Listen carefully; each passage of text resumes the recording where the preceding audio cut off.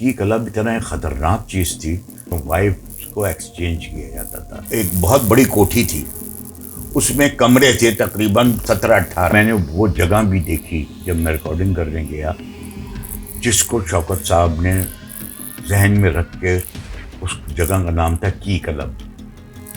اس کوٹھی میں 17-18 کمرے تھے اور ان کمروں میں خواتین کو بند کیا جاتا تھا اور کہا گیا تھا کہ یہ وائف ایکسچینج ہو رہی ہیں، اے کی وائف بی کے پاس، بی کی وائف سی کے پاس. اب اس ڈی سی نے اس کا جس چودھری کی کیپ پہ دل تھا ڈی سی کا، چالاکی سے یہ کہا کہ تم یہ نمبر نکال دینا. یہ جج کو یہ دکھایا، اس کے پیچھے ایک بڑی سی میں نے چابی بنوائی اور چابی پیچھے لٹکوا دی ایسے. اب جب میں اس کو شوٹ کرتا تھا لالی کو تو پیچھے چابی آتی تھی، اندھا بھی پہچان جائے یہ یہاں کیا ہو رہا ہے. جنہوں نے ناول پڑھی تھی وہ تو ٹوٹ پڑے اس پہ، وہی کی کلب، وہ چابی دکھا دی گی. بتاتا کون تھا ہمیں؟ جس بندے کو شوکت صاحب کے ساتھ خدمت پہ لگایا گیا تھا وہ بوڑھا ہو چکا تھا. وہ خادم یہ بتاتا تھا کہ یہاں کس طرح سے اس بنگلے میں عیاشی ہوتی تھی، افسران کو برائب کیا جاتا تھا اور بیویاں ایک دوسرے کی ایکسچینج کرتی، مطلب نام بیویوں کا دیتے تھے. مجھے اسلم اظہر صاحب جب کراچی آئے تو انہوں نے یہ کہا کہ اسمبلی میں یہ باز گشت ہوئی کہ سندھ سے بیٹھ کے، مطلب کراچی سندھ میں تھا، سندھ سے بیٹھ کے پنجاب کا ریکارڈ لگایا جا رہا ہے جانگلوس ناول میں. اس لیے منسٹر انفارمیشن جو زمانے میں تھا اس نے ان کو کہا کہ اسلم صاحب اس کو آپ رکوا دیں ورنہ اس پہ بہت بڑا ایشو کھڑا ہو جائے گا. میرے پیروں سے زمین نکل گئی. سچ کا برداشت ہونا بڑا مشکل. کی کلب بہت سنتے آئے ہیں تو انہوں نے کی کلب پر ایک قسط لکھی، غالباً دوسری یا تیسری قسط تھی جانگلوس کی.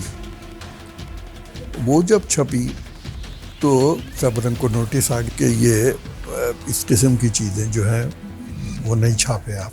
میں نے جا کے معافی مانگی چونکہ کاغذ بند ہونے کا اندیشہ تھا. کی کلب کا قصہ کوئی ڈھکا چھپا قصہ نہیں ہے، یہ اس زمانے کے اخبارات میں چھپتا رہا ہے. کہا بھی جاتا تھا کہ یہیں قائد اعظم کے پاس ہی کہیں کوٹھی تھی جہاں یہ سارا ہوتا تھا، لیکن کچھ لوگوں کا خیال ہے کہ نہیں یہ ملیر میں تھا یہ کی کلب جو ہے. لیکن یہ واقعہ سچا تھا، ہوتا آج بھی ہے. اب یہ ہے کہ کوئی لکھنے والا ہو تو وہ لکھے. عموماً ایسے گیسٹ ہاؤسوں کے بعد مشہور کر دیا جاتا ہے کہ یہاں کوئی روح بھی ہے، کوئی جنات بھی ہے، کوئی یہ بھی ہے، کوئی وہ بھی ہے، تاکہ لوگ اس سے دور رہیں اور وہ ان کے استعمال ہوتے رہیں. جیسے ہمارے جنسی رجحانات ہیں ہمارے صاحب اختیار لوگوں کے، تو اس میں یہ اتنا ناممکن بھی نہیں ہے کہ اس حد تک بھی ہو ہمارے با اختیار با اقتدار طبقے کی سیکشل لبریشن، جس کے بارے میں انہوں نے لکھا. سواپنگ کا لفظ استعمال ہوا ہے. کی کلبس کے تحت یہ سرگرمیاں جاری رہی ہیں، کی پارٹیز ہوتی رہی ہیں اور سوئنگنگ ایک ٹرم اس کے لیے استعمال ہوتی رہی ہے. Wealth, resource, interest, power, politics, یہ وہ اجزاء ہیں جو اس قسم کی سرگرمیوں کے پیچھے کار فرما ہوتے ہیں. کیا آپ کو معاشرے پر حکومت کرنے، خاص طور پہ ہمارے جیسے پسماندہ معاشرے پر حکومت کرنے والے جو بھی عناصر ہیں، ان کی سرگرمیوں کو دیکھ کے لگتا ہے کہ وہ مذہب کو یا اخلاقیات کو یا قانون کو کسی خاطر میں لاتے ہیں؟ وہ ان میں سے کسی پہلو کو، کسی عنصر کو خاطر میں نہیں لاتے، اسی لیے اس قسم کی سرگرمیوں میں وہ انوالو رہتے ہیں.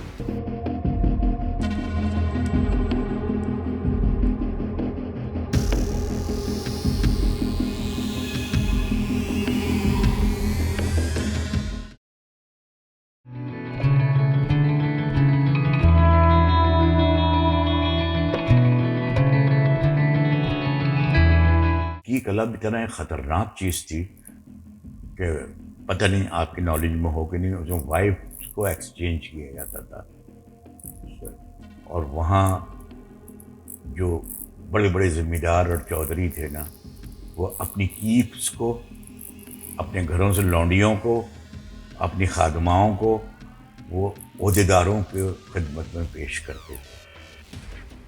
یعنی ڈپٹی کمشنر، کمشنر، آئی جی تو نہیں ہوتا تھا، پولیس ہیڈ ہوتا تھا ایریا کا. یہ ان کو پیش کیا جاتا تھا. وہ کی کلب بنا, اور کی کلب یہ ہوتا تھا, پرچی نکلتی تھی اس وقت قراندازی کہ فلانے کمرے کے نمبر سے فلانے کوٹڑی میں فلانا. اب کوٹڑی میں جس افسر کو بھیجنا ہوتا تھا, جس کو خوش کرنا ہوتا تھا, وہاں ان کی من پسند کو رکھ دیا جاتا تھا, تو وہ ایک برائب ہو جاتی تھی. It's a way of bribe. دیکھیے, کی کلب کا قصہ کوئی ڈھکا چھپا قصہ نہیں ہے. یہ اس زمانے کے اخبارات میں چھپتا رہا ہے. یہ میرا حال پہلی دفعہ یہ خبر شاید بریک کی تھی مساوات نے, پھر یہ تمام اخبارات میں آتی رہی, اور اس کو کہا بھی جاتا تھا کہ یہیں قائد اعظم کے پاس ہی کہیں کوٹھی تھی جہاں یہ سارا ہوتا تھا. بہرحال یہ قائد اعظم کے پیچھے آج کل شاید وہاں پر سیکورٹی وغیرہ کا وہ ہے, انہی کوٹھیوں میں سے کوئی ایک کوٹھی تھی. مطلب آپ اسلامیہ کالج کی طرف سے اگر آئیں تو ایک تو پیپلز سیکریٹریٹ کا وہ ہے, پھر راؤنڈ اباؤٹ سے آگے آتے ہی لیفٹ سائڈ پہ سڑک جو ایمپریس مارکیٹ کی طرف جا رہی ہے, وہاں شروع میں ہی 4-5 کوٹھیاں ہیں لیفٹ سائڈ کے اوپر. رائٹ پہ آپ کے قائد اعظم کا مزار ہے, لیفٹ پہ یہ 4-5-6 کوٹھیاں ہیں. یہ ذکر شوکت صدیقی صاحب ہی نے کیا, لیکن یہ ان کو اس رپورٹر نے بتایا ہوگا کہ ان میں ہے یا وہ جو بھی. لیکن کچھ لوگوں کا خیال ہے کہ نہیں, یہ ملیر میں تھا کی کلب جو ہے. لیکن یہ واقعہ سچا تھا, یہ حقیقت ہے, کیونکہ یہ اخباروں میں رپورٹ ہوا اور سارا کچھ ہوا, اور اس میں کئی لوگ کے نام آئے. اور اسی زمانے میں یہ ایک حادثہ بھی ہوا تھا, غالباً لیاقت پور کی ٹرین کا حادثہ ہوا تھا یا کیا تھا. تو بہرحال وہ پھر ایک دوسرے کے ساتھ ملا دیا فکشن رائٹر نے کہ مطلب یہ سارا کہانی. میں نے ان سے یہ کہا کہ کی کلب کے بارے میں بھی کچھ لکھیں, ہم کی کلب بہت سنتے آئے ہیں. تو انہوں نے کی کلب پر ایک قسط لکھی, غالباً دوسری یا تیسری قسط تھی جانگلوز کی. وہ جب چھپی تو سب رنگ کو نوٹس آ گیا کہ یہ اس قسم کی چیزیں جو ہیں وہ نہیں چھاپے آپ. یہ دور مظہر رفیع صاحب تھے سیکریٹری یہاں کے, اور غالباً بھٹو کا دور تھا, اور لوگوں نے حیرت کا اظہار کیا. واقعی ایسی چیز پہلے کبھی نہیں چھپی.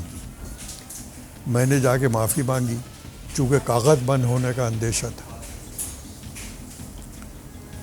مظہر رفیع صاحب سے. انہوں نے ظہور بھوپالی میرے ساتھ گئے, اور انہوں نے ایک تحریری معافی نامہ دیا گیا کہ صاحب ہم آئندہ اس قسم کی کوئی چیز نہیں شائع کریں گے. اب یہ تو چھپی گئی ہے. جانگلوس جس حوالے سے مشہور ہے, تو اس میں اس کا کی کلب کا کافی حصہ ہے. یعنی جن لوگوں کو ادب سے بہت کم دلچسپی ہے یا نہیں بھی دلچسپی, تو انہوں نے بھی جب یہ ڈائجسٹ میں چھپا سب رنگ میں, تو یہ جو معاملہ تھا وائف سواپ کا, اس سے بڑی دلچسپی تھی. اس کو انہوں نے بڑے شوق سے پڑھا, مزے لے کر پڑھا, اور اس کے بارے میں کم از کم وہ جانتے ہیں.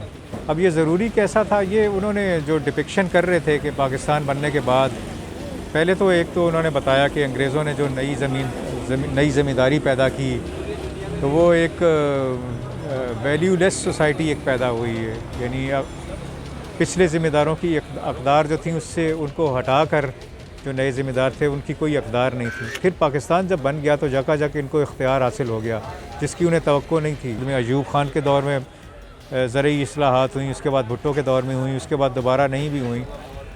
پاکستان میں وہ زرعی اصلاحات نہیں ہوئیں. تو یہاں جو اختیار ملا, اور بے لگام اختیار جس طبقے کو ملا, تو اس نے ہر قسم کی لبریشن اختیار کی, ہر قسم کا وہ اپنے آپ کو لبریٹڈ محسوس کرنے لگا, اور اپنے اختیار میں وہ یہ سوچنے لگا کہ وہ کچھ بھی کر سکتا ہے. اور جو انسان کی جو جبلی خواہش ہے, جو اہم ترین یا سب سے بڑی خواہش ہے, وہ تو جنسی خواہش ہے. تو انہوں نے یہ سوچا کہ اگر اختیار آ ہی گیا تو جنسی خواہش کو کیوں نہ بے لگام چھوڑا جائے اور اس کی طرف کیوں نہ توجہ دی جائے. تو اس کے اوپر بات تو کافی ہوئی ہے اور کافی اس کے بارے میں لوگوں نے یہ بھی کہا ہے کہ وہ ایسی جگہیں تھیں بھی جو ہماری بطور صحافی جو مجھے علم ہے کہ جیسے ہمارے جنسی رجحانات ہیں ہمارے صاحب اختیار لوگوں کے, تو اس میں یہ اتنا ناممکن بھی نہیں ہے کہ اس حد تک بھی ہو ہمارے با اختیار با اقتدار طبقے کی سیکشول لبریشن جس کے بارے میں انہوں نے لکھا. نہیں, یہ شرمندگی آپ کا مسئلہ ہے, ہمارا مسئلہ ہے. مڈل کلاس طبقات کا مسئلہ ہے, لوور مڈل, مڈل اور اپر مڈل, یہ ہمارا مسئلہ ہے, یہ ان لوگوں کا مسئلہ نہیں ہے. ان لوگوں کے لیے عزت آنی جانی چیز ہے. عورت کی حرمت, اپنی ذات کی ریپوٹیشن, امیج, یہ اس کلاس کے لوگوں کا اور اس طرح کے جرائم پیشہ لوگوں کا مسئلہ نہیں ہے. یہ ہمیں محسوس ہوتا ہے. اور کی کلبز یا کی پارٹی کی جو بات آپ کر رہے ہیں, اس میں بھی یہی اپروچ کار فرما ہوتی ہے. عزت, حرمت, تقدس یا کسی کا پاک دامن ہونا کتنا اہمیت رکھتا ہے یا کتنی اہمیت نہیں رکھتا ہے, یہ مسئلہ مڈل کلاس لوگوں کا ہے. اور وہ لوگ جو اخلاقیات پہ یا مذہب پر یقین رکھتے ہیں اور اس پہ عمل کرتے ہیں. لیکن کیا آپ کو معاشرے پر حکومت کرنے, خاص طور پہ ہمارے جیسے پسماندہ معاشرے پر حکومت کرنے والے جو بھی عناصر ہیں, ان کی سرگرمیوں کو دیکھ کے لگتا ہے کہ وہ مذہب کو یا اخلاقیات کو یا قانون کو کسی خاطر میں لاتے ہوں؟ وہ ان میں سے کسی پہلو کو, کسی عنصر کو خاطر میں نہیں لاتے, اسی لیے اس قسم کی سرگرمیوں میں وہ انوالو ہیں. یہ سب واقعہ جب ہوا تو ہم اخبارات کی حد تک ہی جو پڑھا وہ پڑھا, اس کے علاوہ کوئی نہیں. شوکت صدیقی صاحب سے میں نے کہا یہ خبر ٹھیک تھی؟ انہوں نے کہا ہاں نہیں خبر ٹھیک تھی, ہوتا تو تھا اور ہوتا آج بھی ہے, ہوتا آج بھی ہے. اب یہ ہے کہ کوئی لکھنے والا ہو تو وہ لکھے. ڈیفینیٹلی پنجاب کی دینی تھی اور اسی کسی علاقے کی دینی تھی, اور اس میں بہترین یہ ہوتا ہے کہ آپ ایک ایسی جگہوں کی دیں جہاں خاموشی ہے, سنسان ہے, جب وہ ہے. یعنی کراچی میں بھی لوگ یقین نہیں کرتے تھے, لوگ کہتے تھے کہ وہ ملیر میں ندی کے ساتھ اندر کر کے جگہ تھی جہاں یہ ہوتا تھا. تو اب یہ سارا کچھ چونکہ بھومی پنجاب میں رہا ہے تو وہ وہاں کا انہوں نے ضرور ٹھہرے ہوں گے, اس گیسٹ ہاؤس میں بھی ٹھہرے ہوں گے, انہوں نے ان سے کہا بھی ہوگا. اور رائٹر کے لیے بڑی اچھی بات ہوتی ہے کہ وہ کسی سے باتیں اگلوانی ہیں تو اس کے مطلب کی کچھ باتیں کرے گا تو بہت کچھ پتہ چلے گا اور وہ ہوگا. اب گیسٹ ہاؤس کا ذکر تو ہے کئی جگہ, لیکن وہ استعمال نہیں ہوتا ہے, وہ نہیں ہوتا ہے جہاں یہ میرا خیال ہے لالی بھی جا کے رکتا ہے, اور وہ وہاں وہ دکھاتا بھی ہے کہ آفیسر بھی آ رہا ہے کسی کو لے کے. اور عموماً ایسے گیسٹ ہاؤسوں کے بعد مشہور کر دیا جاتا ہے کہ یہاں کوئی روح بھی ہے, کوئی جنات بھی ہیں, کوئی یہ بھی ہے, کوئی وہ بھی ہے, تاکہ لوگ اس سے دور رہیں اور وہ ان کے استعمال ہوتے رہتے ہیں. ایک بہت نازک جگہ تھی اس میں, جو کہ میں نے وہ جگہ بھی دیکھی جب میں ریکارڈنگ کرنے گیا, جس کو شوکت صاحب نے ذہن میں رکھ کے, اس جگہ کا نام تھا کی کلب. ایک بہت بڑی کوٹھی تھی, اس میں کمرے تھے تقریباً 17-18. ساہیوال میں وہ کوٹھی تھی جو منگمری, اس زمانے میں تو اس کے ساتھ ایک نہر بہتی ہے, آج بھی وہ نہر بہتی ہے اس کوٹھی کے ساتھ. اس کوٹھی میں 17-18 کمرے تھے, اور ان کمروں میں خواتین کو بند کیا جاتا تھا, اپنی کیپس کو, ملازماؤں کو, اور کہا گیا تھا کہ یہ وائف ایکسچینج ہو رہی ہیں, ایک کی وائف بی کے پاس, بی کی وائف سی کے پاس, اس طرح سے ہوتی بھی تھی. وائف وہی کیپس کو دوسری شادی کر کے رکھا ہوا ہوتا تھا چودھریوں نے, وڈیروں نے, جو بھی کرپشن جو ہوتی تھی وہ بچوں والی وائفس نہیں ہوتی تھی, یہ وہ وائفس ہوتی تھیں جو انہوں نے عیاشی کے لیے رکھی ہوئی ہوتی. ٹھیک ہے. اور وہیں شوکت صاحب نے اس پہ لکھا ہے, ہمارے کرداروں کو بھی اس میں دکھایا ہے کہ ہمارے ڈی سیز یا فلانا وہ بھی وہاں پہ جا رہے ہیں.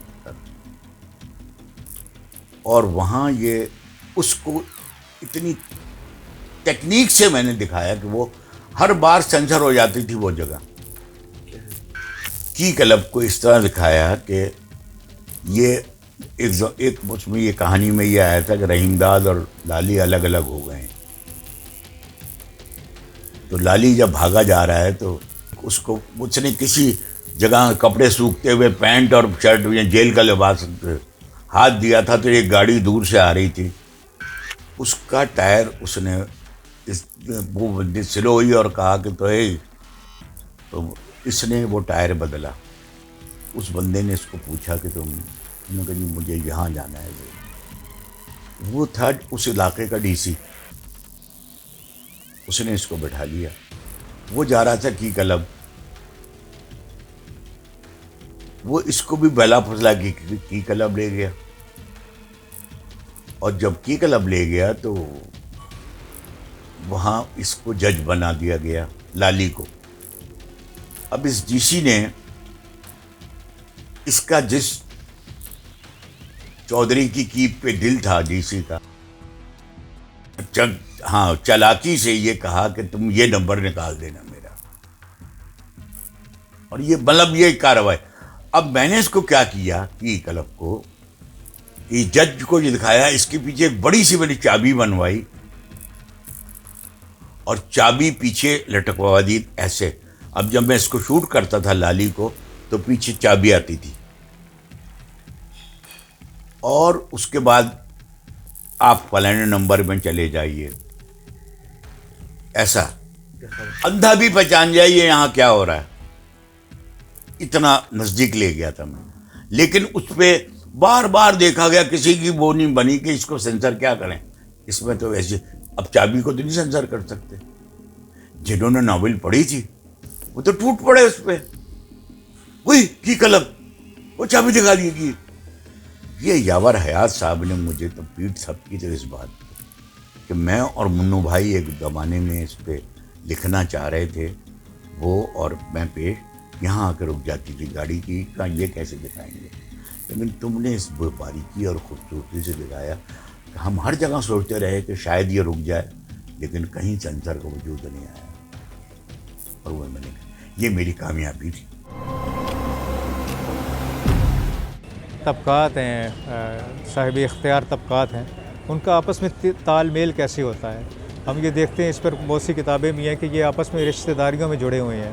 کوئی سیاستدان ہے تو اس کا کوئی بھائی جنرل ہے, کوئی وکیل ہے, کوئی جج ہے, کوئی پولیس میں ہے, تو آپس میں ان کی رشتہ داریاں ہیں. تو ان کا جو سمبند ہے, جو ان کا گٹھ جوڑ ہے, اس کی علامت کے طور پر بھی ہم اس کی کلب کو دیکھ سکتے ہیں کہ وہ ایک دوسرے کو کیسے فائدہ پہنچاتے ہیں, ایک دوسرے کی طاقت سے کیسے استفادہ کرتے ہیں. ایک آدمی اگر یہ جو 7-8 قسم کے گروہ یا طبقات ہیں, ان میں سے ایک آدمی کہیں پھنس جاتا ہے تو دوسرا اس کو کیسے ریسکیو کرتا ہے. تو اس سارے سلسلے کو ہم ان علامتی معنوں میں بھی دیکھ سکتے ہیں. کی کلبس یا جسے منظم سواپنگ آپ کہہ سکتے ہیں, ویسے تو یہ تھرو آؤٹ ہسٹری میرا خیال ہے کہ جب سے معاشرے کی تشکیل ہوئی اس وقت سے ملی جلی کیفیت میں یہ قائم و دائم ہے شروع سے, یہ اس طرح کے واقعات, اس طرح کی سرگرمیاں. لیکن شوکت صدیقی صاحب کے بارے میں شاید یہ کہا جا سکتا ہے کہ وہ پہلے پاکستانی یا پہلے بر صغیر کے اردو رائٹر ہیں جنہوں نے اس چیز کو سامنے لائے. یہ وہ معاملہ ہے, یہ وہ سرگرمی ہے جو شاید سوسائٹی کی ابتدا سے ہی کسی نہ کسی شکل میں موجود ہے. اور دیکھیے بات یہ کہ جہاں پر ایک طرف اتھارٹی اور دوسری طرف ایمبیشن آمنے سامنے ہوں گے تو وہاں پر کچھ بھی پیش کیا جا سکتا ہے اتھارٹی کے آگے. تو یہ تو بڑی معمولی چیز ہے. میں نے بعد میں سنا ہے, یہاں ڈیفینس کے حوالے سے بھی سنا. کی کلب جب میں نے ناول میں پڑھا, کیونکہ جب میں جانگلوس کرنے گیا تو میں نے ناول کو گھوٹ ڈالا تھا ایک ایک چیز کہ اگر میں نے بدلنا ہے, سینسر سے بھی بچانا ہے. یہ مجھے میری مینجمنٹ نے کہا تھا کہ سینسر سے رائٹر لکھ کے دے گا, آپ نے سینسر سے بچانا ہے اس کو کہ لوگ گالی نہ بکیں. تو میں نے گھوٹ لیا تھا. میں نے کی کلب کو وہاں پڑھا, اور جب مجھے وہاں دکھایا, میں نے پوچھا وہاں پہ کسی سے, مجھے اس بنگلے وہ 2 منزلہ تھی وہ, اور برابر میں نہر. اس وقت بھی نہر چھوٹی رہ گئی تھی. وہ سرکاری بنگلہ تھا, اس زمانے میں کہتے تھے, پتہ نہیں کس کا تھا, اب کوئی کسی کو پرسنل نہیں تھا وہ. لیکن ایسے کمرے ومرے بھی 12, 14, 15 کمرے تھے وہاں. اور انہوں نے ایک نیچے وہ تھا, یہاں کہتے یہاں انہوں نے انٹری بنائی تھی, کاؤنٹر بنایا تھا, اس میں وہ چابیاں لگی ہوئی ہیں. یہ سارا کچھ بتایا ہم نے, کیا تھا وہ کچھ وہاں. ہاں, بتاتا کون تھا ہمیں؟ جس بندے کو شوکت صاحب کے ساتھ خدمت پہ لگایا گیا تھا وہ بوڑھا ہو چکا تھا, وہ موجود تھا خادم. وہ ایک ایک چیز بتاتا تھا. وہ خادم یہ بتاتا تھا کہ یہاں کس طرح سے اس بنگلے میں عیاشی ہوتی تھی, کس طرح سے افسران کو برائب کیا جاتا تھا, اور بیویاں ایک دوسرے کی ایکسچینج کرتے, مطلب نام بیویوں کا دیتے تھے, لیکن ہوتی وہ تھی ایک اے کے ساتھ آئی ہے, دوسری بی کے ساتھ آئی ہے لڑکی یا خاتون, بی والی اے کی طرف چلی گئی, مطلب اس میں قرندازی میں نکل آیا نمبر, اور اے والی کا بی کے ساتھ نکل آیا. اس طرح سے یہ کی کلب اس کا نام تھا, کہ چابی اس کمرے کی امپورٹنٹ تھی, اندر کون ہے یہ نہیں پتہ ہوتا تھا. لالی کو انہوں نے وہاں لگایا مینیجر ان ہونے کے لیے, کہ کی کلب میں ان ہو گئے, کرا دیا. نام میں نے بہت ڈیفینس میں نے سنا. میں نے وہ بنگلہ بھی دیکھا جہاں ڈیفینس میں بتایا گیا کہ یہ یہاں کی کلب بنا تھا. پکڑے بھی گئے تھے, یہاں چھاپا پڑا تھا کی کلب پہ. تو یہ عام جو ہوئی ہے نا کی کلب کا نام, یہ کیونکہ یہ پاکستان بننے کے بعد کی بات ہے. فوراً یہ جو جانگلوس لکھی گئی ہے, کیونکہ آپ رحیم داد کے پاس تو وہ پورا بستہ آ گیا تھا جائیداد کا, اور یہ تو وہ بٹوارا ہوا تھا پاکستان انڈیا کا. ایکچولی میں نے ڈائریکٹ کسی لڑکی کو یا خاتون کو اس طور پہ انوالو نہیں کیا. یہی میری کامیابی تھی کہ اس کا کوئی میں جسم کی نمائش دکھا دوں, یا کوئی ان کو ٹوگیدر ہوتے ہوئے دکھا دوں. اس کے جملے ڈائلاگس میں یہی کر سکتا تھا. اور وہ اس طرح کے, ایک تو ناول بڑی مقبول تھی, بڑی پڑھی گئی تھی وہ, اور وہ لوگ اس کو پنجاب میں تو دیوانے تھے. پھر جس کی خدا کی بستی جنہوں نے دیکھی تھی, وہ ویورشپ جانگلوس کی, اسی کو لے کے چلے. وہ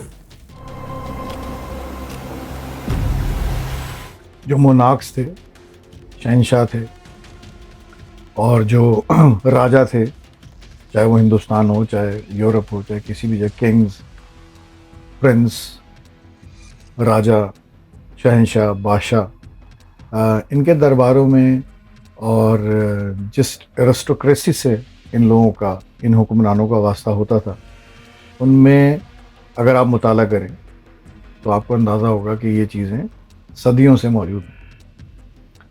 لیکن یہاں ایک اہم بات یہ ہے کہ صدیوں سے تو موجود ہیں, بلکہ شاید معاشرے کی ابتدائی سے موجود ہوں, لیکن منظم کم ہوئی ہے, باقاعدہ منظم کم ہوئی ہے. تو آپ دیکھیں گے کہ شاید پہلا کی کلب یا کی پارٹی کی جو روایت ہے وہ مغربی ممالک میں, شاید امریکہ میں, شمالی امریکہ کے کچھ علاقوں میں 20ویں صدی کے شروع میں, آج سے 100 سال 125 سال پہلے سمجھ لیں, وہ شروع ہوئی ہے. اب ایگزیکٹ سن اور ڈیٹ بتائی جا سکتی، لیکن میں نہیں سمجھتا کہ کوئی اتنی اہم بات ہے. علاقوں کو بھی میرے خیال ہے بہت اسپیسیفکلی بیان کرنا میرے خیال اتنا اہم نہیں ہے. لیکن جو بات اہم ہے وہ یہ کہ ہر معاشرے کے کچھ تاریک پہلو ہوتے ہیں، ہر معاشرے کے کچھ ایسے پہلو ہوتے ہیں جو رازداری میں ہمیشہ سے جاری و ساری رہتے ہیں. ان میں سے ایک معاملہ یہ بھی ہے، اور اس کے مختلف ادوار میں مختلف ناموں سے ان کو پکارا گیا، اور سواپنگ کا لفظ استعمال ہوا ہے. کی کلبس کے تحت یہ سرگرمیاں جاری رہی ہیں، کی پارٹیز ہوتی رہی ہیں، اور سوئنگنگ ایک ٹرم اس کے لیے استعمال ہوتی رہی ہے.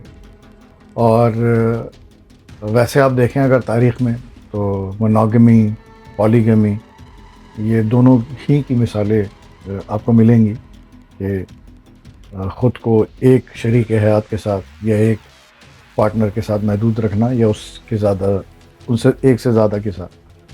تو اس طرح کے مسائل، اس طرح کے معاملات، سچ یہ ہے کہ ہمیشہ سے سوسائٹی کا حصہ رہیں. طبقاتی فرق جہاں ہوگا وہاں یہ چیز زیادہ پریکٹس میں ہوگی. مجھے اسلم اظہر صاحب جب کراچی آئے تو انہوں نے یہ کہا کہ اسمبلی میں یہ باز گشت ہوئی کہ سندھ سے بیٹھ کے، مطلب کراچی سندھ میں تھا، سندھ سے بیٹھ کے پنجاب کا ریکارڈ لگایا جا رہا ہے. جانگلوس ناول میں ریکارڈ لگایا جا رہا ہے. لفظ یوز کیا، اسلم صاحب نے دوسرے الفاظ استعمال کیے تھے، لیکن انہوں نے کہا ریکارڈ لگایا جا رہا ہے پنجاب کا. اس لیے منسٹر انفارمیشن جو زمانے میں تھا اس نے ان کو کہا کہ اسلم صاحب اس کو آپ رکوا دیں، ورنہ اس پہ بہت بڑا ایشو کھڑا ہو جائے گا جانگلوس پہ. یہ سوچ کے اسلم صاحب نے اس کو اسٹاپ کروایا. تو مجھے اسلم اظہر صاحب نے فون پہ کہا کہ تمہیں یہ سیریل روکنی پڑے گی. میرے تو پیروں سے زمین نکل گئی، اور میں نے کہا سکتا ہوں کیا مسئلہ ہو گیا؟ پہلے مجھ سے پوچھو مت تم کیا بات ہے، بس کتنی قسطیں ہونے آ رہے ہیں؟ میں نے کہا 9 ہو گئی ہیں، اور ریکارڈ میں نے کہا 20 ریکارڈ کیے ہیں میں نے. کہ لیکن 20 کو تم کوشش کر کے 18 کر لو، اور 18 میں اس کو. میں نے کہا سر ختم کہاں کروں، یہ تو ناول ہے، یہ تمہاری ہیڈ ایک ہے. مدبر سے پوچھو، بات چیت کرو، شوکت صاحب سے ڈسکس کرو. میں نے کہا سر میں کوشش کرتا ہوں سر دیتا ہوں، لیکن ایم ڈی کا آرڈر تھا، میں آگے بول ہی نہیں سکتا. اب جب بتایا گیا، جی ایم امیر امام صاحب تھے غالباً اس زمانے میں، اور مدبر رضوی صاحب کو جب بتایا گیا تو وہ پریشان ہو گئے کہ شوکت صاحب کو کیسے کہیں گے، کیسے ان کو سمجھائیں گے. پھر سارے لوگ تو نہیں گئے، میں مدبر صاحب دونوں گئے. اب شوکت صاحب کے غصے کا عالم میں بتا نہیں سکتا، اور انہوں نے کہا نہیں میری تو سمجھ میں کچھ نہیں آ رہا کہ اس کو کیسے ختم کرو گے. وہ چیخے تو وہ پہلی دفعہ چیخ کے تو گھر والے آ گئے تھے. اب کہ انہوں نے یہی کہا کہ میں تم سے پہلے ہی کہہ رہا تھا کہ نہ کرو اس کو، نہ کرو. تم لوگ مانے نہیں، مجھے زبردستی منوا لیا اور فلانا کیا اور یہ کیا. دیکھو روک دی گئی نا، یہ نہیں برداشت نہیں کر سکتے. سچ کا برداشت ہونا بڑا مشکل ہے. میں نے اس جانگلوس ناول میں کوئی بات فکشن کے طور پہ نہیں لکھی. میں نے ہر بات وہ لکھی ہے جو وہاں رہتے ہوئے میں نے میری آبزرویشن تھی، میں نے دیکھا تھا. یہ جتنی چیزیں میں نے لکھی ہیں وہاں ہوئی ہیں، موجود تھی. میں نے بہت ذہن لڑایا، اور کوئی 4, 6, 8 صفحے میں نے اپنے طور پہ ایک آئیڈیا کے طور پہ یہ لکھے کہ اگر یہ اس طرح سے ہو کے اس کو اختتام حصہ اول کر دیا جائے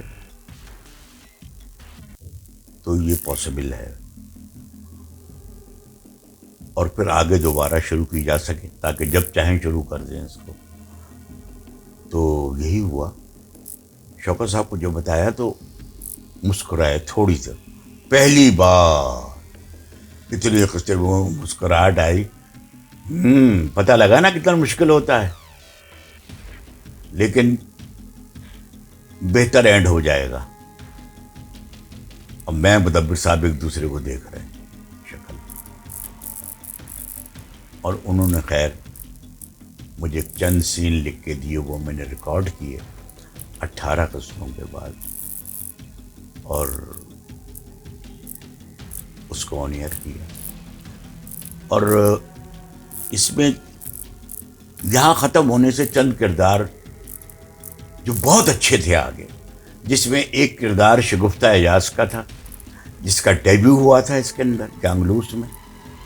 آخری اس کا شاٹ یہ بھی آج بھی مجھے یاد ہے کہ رحیم داد کی بغل میں وہ بستہ ہے جس میں جائیداد کے کاغذ ہیں, اور وہ ایک چلتا چلا جا رہا ہے اور اختتام حصہ اول آ رہا ہے. آگے سارا جو تھا ہم نے مارجن, ایک دفعہ جیو نے کوشش بھی کی اس کو دوبارہ کرنے کی, باوجود شوکت صاحب راضی نہیں ہوئے کہ کچھ وجوہات کی بنا پہ.